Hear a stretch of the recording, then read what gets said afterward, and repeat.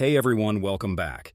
In 2020, I accurately predicted Joe Biden's 306 to 232 electoral college win. And now, with just 5 days until the 2024 election, I'm ready to share my final prediction. This time, it's Vice President Kamala Harris versus former President Donald Trump, and this election is shaping up to be one for the history books. Let's dive in. Just 5 months ago, Joe Biden was still expected to be the Democratic nominee. But in mid-July, he surprised everyone by dropping out, and Kamala Harris stepped up to lead the ticket. In August and September, it looked like she might have a fighting chance, and many on the left thought she'd pull through. But all along, I've been saying Trump has the edge in this race, and my projections haven't wavered. This election is a completely different story from 2020. Trump is significantly more popular now, and his polling numbers across the board are much stronger. About a week or two ago, we saw Trump begin a last-minute surge that looks a lot like 2016. Back then, Hillary Clinton seemed destined for victory, until the final days when Trump's numbers suddenly surged. This time, it's happening again. Trump has even taken the lead in the popular vote against Harris for the first time, and is leading in all 7 swing states, something he hasn't done since Harris entered the race. So let's jump right in and break down my final projection. Starting with the solid states, we're looking at states where either Harris or Trump are expected to win by a comfortable 15 points or more. First up, the solid blue states for Harris. We have Washington and California on the West Coast, along with Hawaii, Illinois, Vermont, Massachusetts, Connecticut, Rhode Island, Delaware, Maryland, D.C., and Maine's 1st District. And for Trump, his solid red states include Utah, Wyoming, Montana, North and South Dakota, all of Nebraska except its 2nd District, Kansas, Oklahoma, Missouri, Arkansas, Louisiana, Mississippi, Alabama, Tennessee, Kentucky, West Virginia, Indiana, and South Carolina.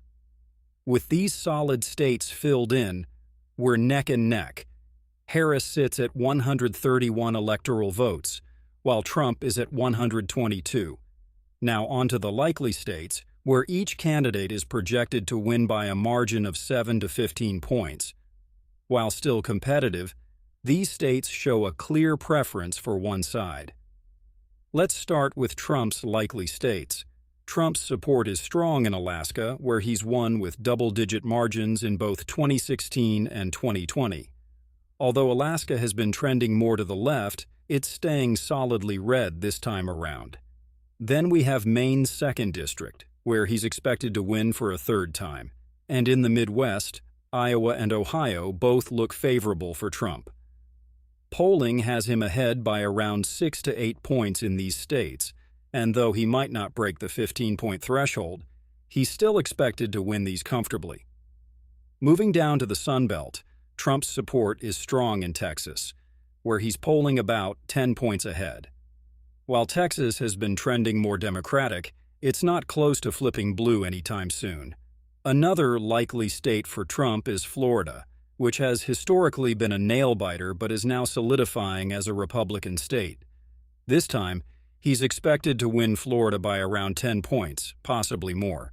With all the solid and likely states filled in, Trump sits at 219 electoral votes, just 51 shy of victory.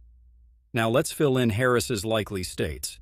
Starting out west, we have Oregon, a likely blue state that isn't as liberal as its neighbors Washington and California.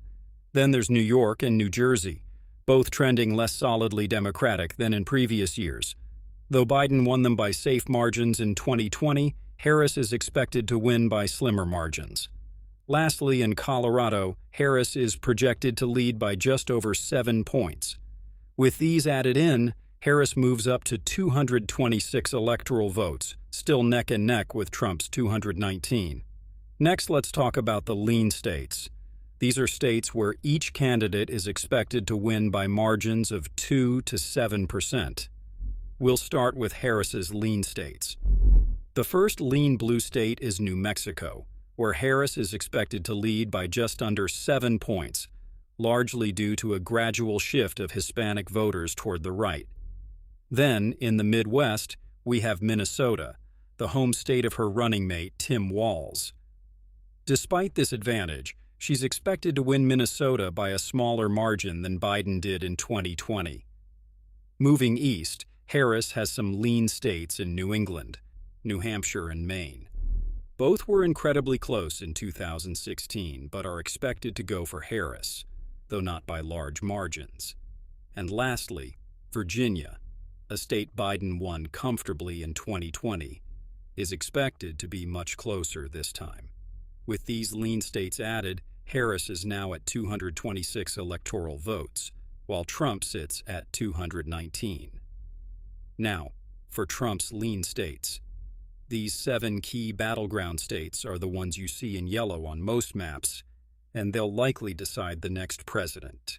Trump is expected to take Arizona, where he's polling about 3 points ahead. Traditionally Republican, Arizona shifted left over the last decade, even electing 2 Democratic senators. But Trump remains popular here and is expected to win back Arizona. Moving east, Georgia and North Carolina are also leaning toward Trump. Early voting looks promising for Republicans, and while Georgia was incredibly close in 2020, it's trending red again. Trump is also expected to win North Carolina, a state he's carried in both previous elections. At this point, Trump stands at 262 electoral votes, just 8 away from victory. This means Trump only needs to win one of the remaining 3 key Midwestern states, Pennsylvania, Michigan, or Wisconsin, to cross 270. Nevada alone won't be enough. Let's start with Pennsylvania. This is the state most likely to flip to Trump first.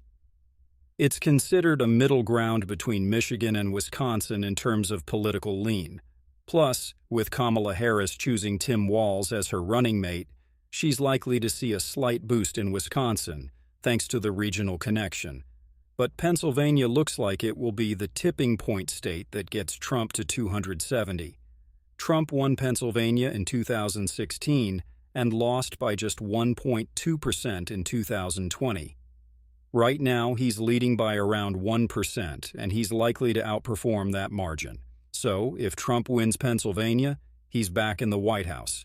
But we can expect him to win a few more tilt states as well.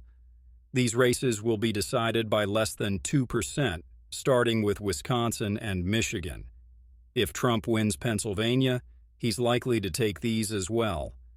Historically, these 3 blue wall states have always voted for the same candidate.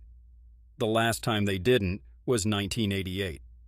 Since then, they all went blue until 2016, when Trump won them, only for Biden to flip them back in 2020. This pattern is unlikely to change. They're all likely to go to Trump this time.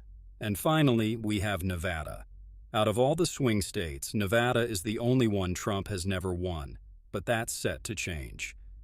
The state has been shifting to the right over the past decade, and Republicans won the governorship here recently. With momentum on his side, Trump is poised to carry Nevada.